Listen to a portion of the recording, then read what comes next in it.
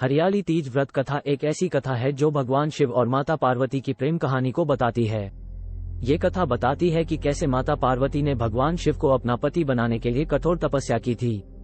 अंत में भगवान शिव ने माता पार्वती की तपस्या से प्रसन्न होकर उन्हें अपना पति बना लिया।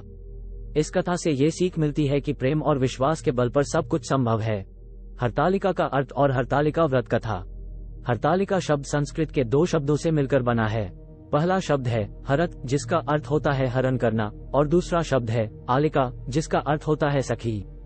इस व्रत के पीछे जो पौराणिक कथा है वो कुछ इस प्रकार है कि माता पार्वती ने अपने 107 जन्म लेने के बाद 108 जन्म गिरिराज हिमालय की पुत्री के रूप में जन्म लिया था।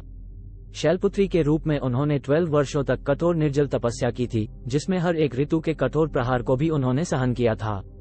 गिरिराज अपनी पुत्री की ऐसी दशा को देखकर चिंतित थे।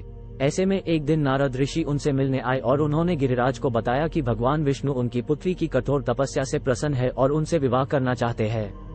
चिंतित गिरिराज के लिए ये प्रस्ताव किसी वरदान से कम नहीं था, इसीलिए उन्होंने तुरंत इसे स्वीकार कर लिया।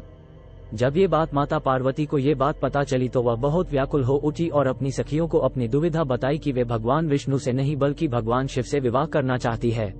उनकी सखियों ने पार्वती की मदद करने के लिए उनका हरण करके एक घने जंगल में ले जाकर गुफा में छिपा दिया।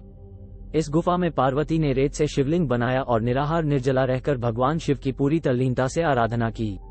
ये पूजा आराधना इतनी कठिन थी कि भगवान शिव का आसन कांपने लगा और उन्होंने माता पार्वती को दर्शन दिए। जब माता पार्वती ने उन्हें बताया कि वे उन्हें बहुत पहले ही अपने पति रूप में स्वीकार कर चुकी है, तब भोलेनाथ ने उनकी तपस्या से प्रसन्न होकर उन्हें अपनी अर्धांगिनी बनाने का वचन दिया।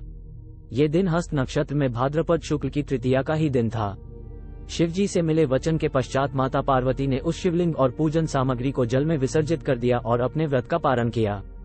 गिरिराज को जब ये पूरा घटनाक्रम पता चला तो उन्होंने भगवान विष्णु से क्षमा मांगकर शिव पार्वती के विवाह को स्वीकृति दे दी।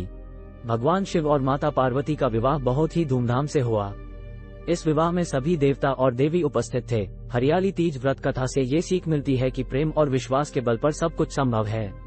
माता पार्वती ने भगवान शिव को अपना पति बनाने के लिए कठोर तपस्या की थी और अंत में भगवान शिव ने उनकी तपस्या से प्रसन्न होकर उन्हें अपना पति बना लिया।